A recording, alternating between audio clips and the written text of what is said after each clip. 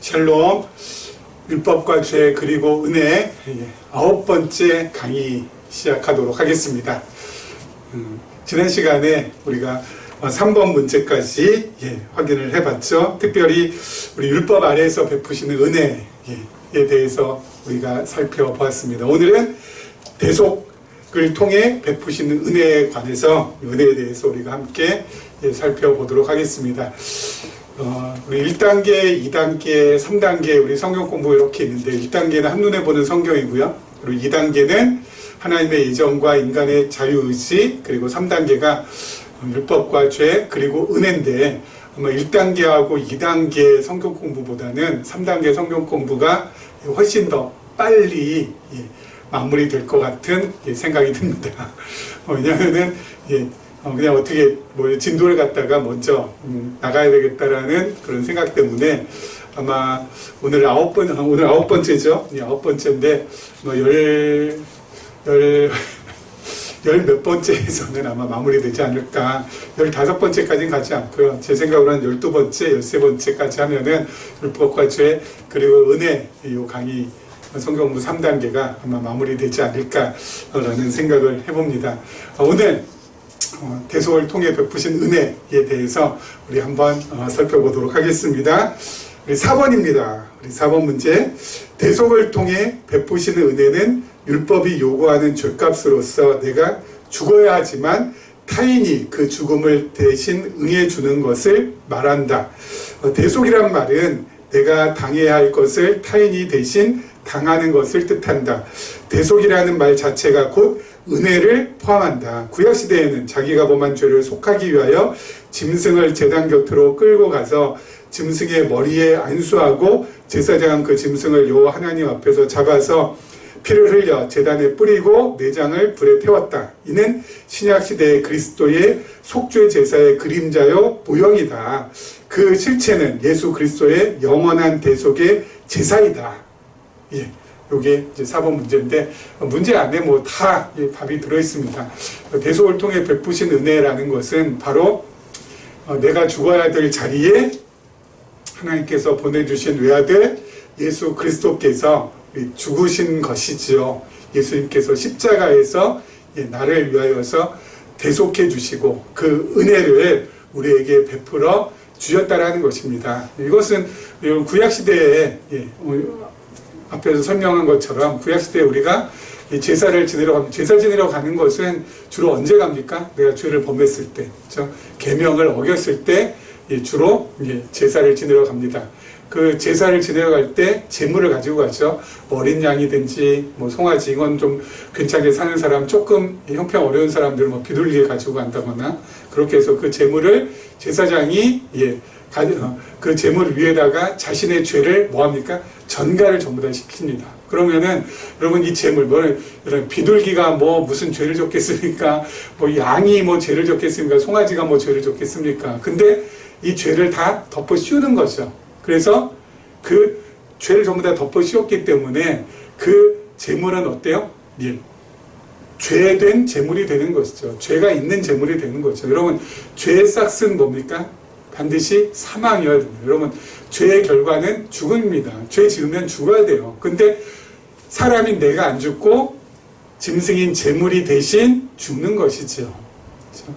그렇죠. 그래서 그 제물을 죽여서 피 흘려서 그 피를 제단에 뿌리고 그리고 나머지는 전부 다 불태워서 번제를 드려서 자신의 죄를 사함받는 것이 구약의 제사입니다.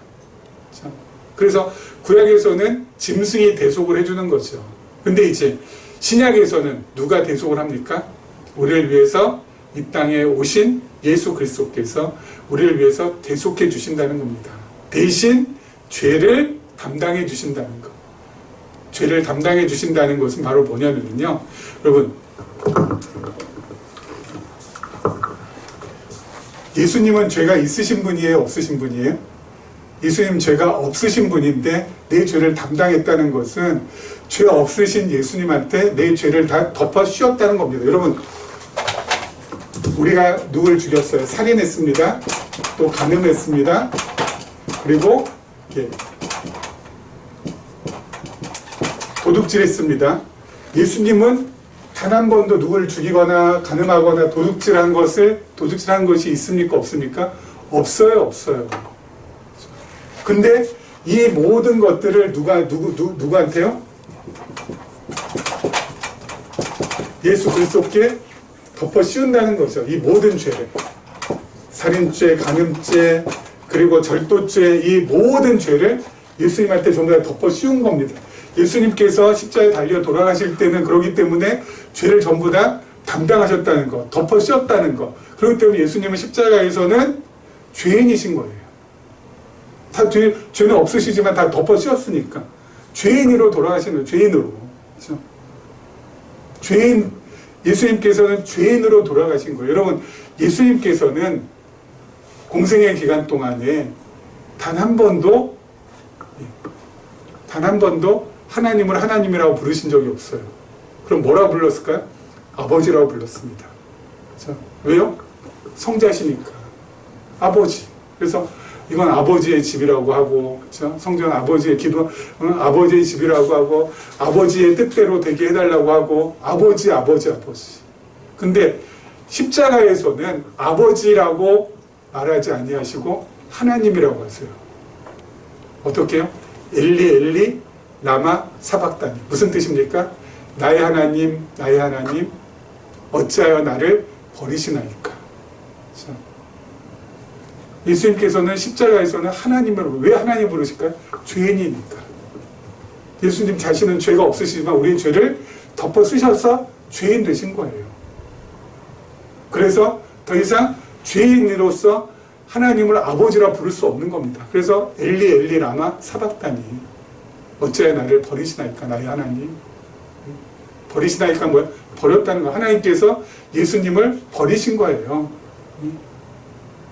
여러분, 우리가 하나님과 하나님 아버지와, 그러니까 성부 하나님과 성자 하나님 사이에 이 부자 관계를 우리가 어때요? 십자가에서 끊어놓은 겁니다. 우리의 죄가 단절을 시켜놓은 거예요. 부자 간의 관계를. 그렇게까지 하면서 나를 어때요? 위에서 대신 죄를 담당하시고 대신 죽으신 거예요.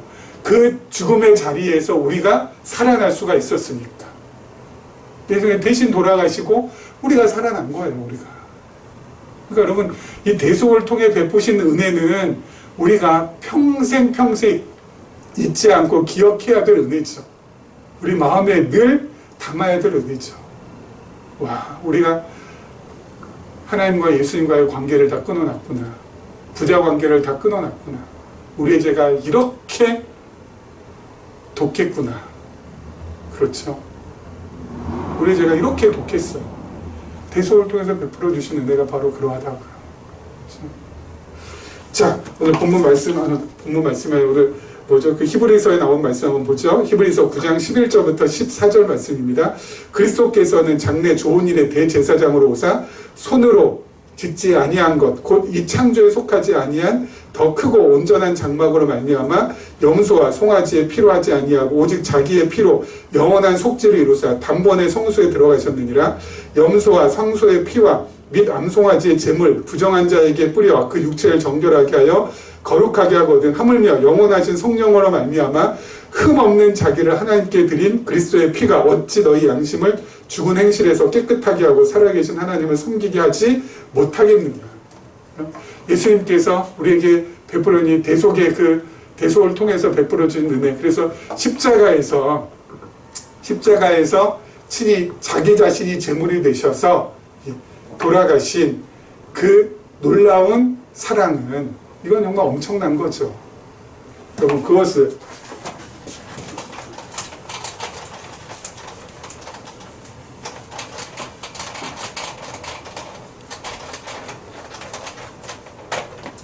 예수님께서 십자가에서 우리를 위하여서 영원한 제사,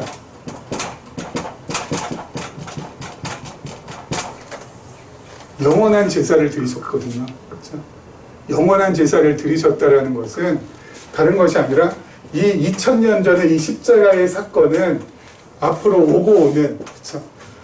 영원한 제사이기 때문에, 영원이라는 것은 시간과 공간과 그리고 이 형태를 어때요? 다 내재하면서 초월하는 것이거든요. 그렇기 때문에 오고 오는 모든 하나님의 자녀들, 하나님의 백성들은 어때요?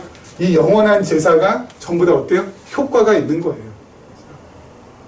한 번에 이 영원한 이 제사가 예수님께서 2000년 전에 십자가에서 자기 자신을 제물로 드리시고 자신이 제사장이 되시고 자신이 성전이 되셔서 하나님 앞에 영원한 제사를 드린 것은 오고 오는 모든 사람들에게 다 효험이 있는 거라고요. 하나님의 자녀들에 한해서. 그렇죠? 하나님의 자녀들에 한해서. 하나님의 자녀들의 한해서가 중요합니다. 하나님의 자녀들의 한해서. 하나님의 자녀들을 위해서만 예수님께서 영원한 제사를 지내신 거라고요. 이것을 조금 어려운 말로 하면 제한속죄라고 합니다.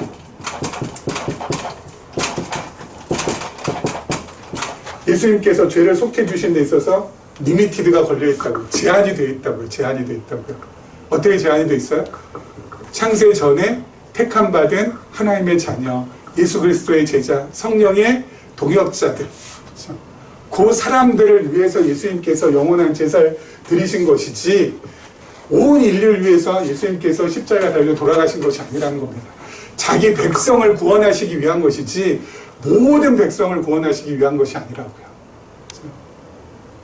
제한속죄, 제한속죄. 속죄가 제한되어 있다고. 딱 예수님의 속죄는 한계가 있다고. 딱 선이 그어져 있다고. 하나님의 자녀가 아닌 사람들을 위해서 예수님께서 십자가에 달려 돌아가신 것이 아니라는 거. 그러니까 대속을 통해서 베푸시는 은혜는 어때요? 철저하게 하나님의 자녀들에 한해서만 베풀어 주신 은혜라는 것이죠. 그리고 여러분 예수님께서 십자가에 달려 돌아가시고 사흘 만에 부활하셨잖아요. 그 사흘 동안에 어디에 있었을까요? 자, 제가 한번 읽어볼게요. 베드로전서 3장 18절에서 19절입니다. 그리스도께서도 단번에 죄를 위하여 죽으사 의인으로서 불의한 자를 대신하셨으니, 그렇죠? 의인으로서 불의한 자를 대신하셨다고요. 죄를 덮어 씌셨다고요. 죄를 담당해 주셨다고요. 이는 우리를 하나님 앞으로 인도하려 하심이라. 육체로는 죽임을 당하시고 영으로는 살리심을 받으셨으니 그가 또한 영으로 가서 옥에 있는 영들에게 선포하시니라. 옥에 있는 영들에게 선포했다고. 이 옥은 어딜까? 지옥입니다. 그걸 갖다가 뭐라고 하냐면 지옥 강화라고 하거든요. 예수님께서 십자가 지시고 그리고 나서 어디까지 가신 거예요? 지옥까지 내려가셨어요. 지옥까지. 거기에서 영들에게 선포하셨다고. 내가 그리스도라는 것을. 그렇죠? 지옥 강화. 그러니까 예수님께서 우리를 위해서 죽으신 것만 우리는 생각하지만 성경에는 어때요? 그 이상까지 갔잖아요. 우리가 죽어야 될 자리에 예수님께서 죽어가셔야 되고 우리가 가야 될 지옥에 예수님께서 대신 들어가시고, 그렇죠? 예수님께서는 철저하게 우리 대신 모든 것들을 해주셨다고요. 그래서 대속을 통해서 우리에게 그 놀라운 은혜를 베풀어 주셨다고요. 내가 죽어야 되는데, 내가 지옥에 가는데 예수님께서 대신 죽으시고 대신 지옥 가시고. 예? 왜요? 그래야 우리가 살 수 있으니까. 그래야 우리가 하나님의 자녀로, 그리스도의 제자로, 성령의 동역자로 세움받을 수 있으니까. 그래서 이 땅에 살면서 하나님 앞에서 감사하며 감격하며 살아갈 수 있으니까. 그러니까 예수님께서 이 땅에 오셔서 우리에게 해주실 수 있는 모든 것을 최선을 다해서 전부 다 해주셨어요. 그렇게까지 해주셨는데 우리가 더 바랄 게 뭐가 있겠습니까? 예? 그렇게까지 해주셨는데 우리가 바랄 게 뭐 있어요? 그 이상으로 더 바란다면 우린 진짜 사람도 아니죠, 솔직히.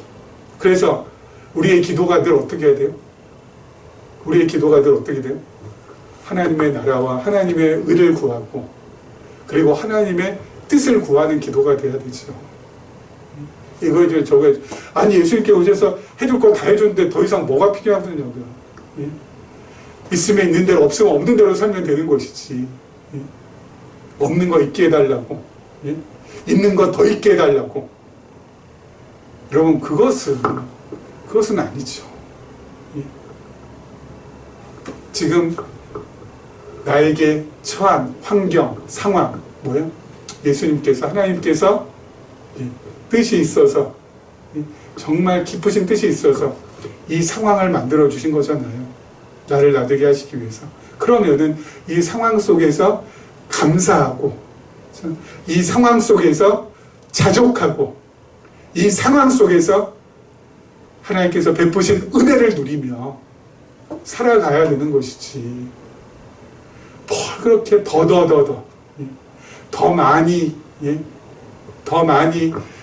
많이 가지게 해달라고, 더 높이 올라가게 해달라고, 더 길게 살게 해달라고, 그렇게 이걸 복권하면서 우리가 살아야 되겠냐고요. 아니잖아요. 지금 처한 상태. 이거에 감사하고 자족하고 만족하고, 그러면서 어때요?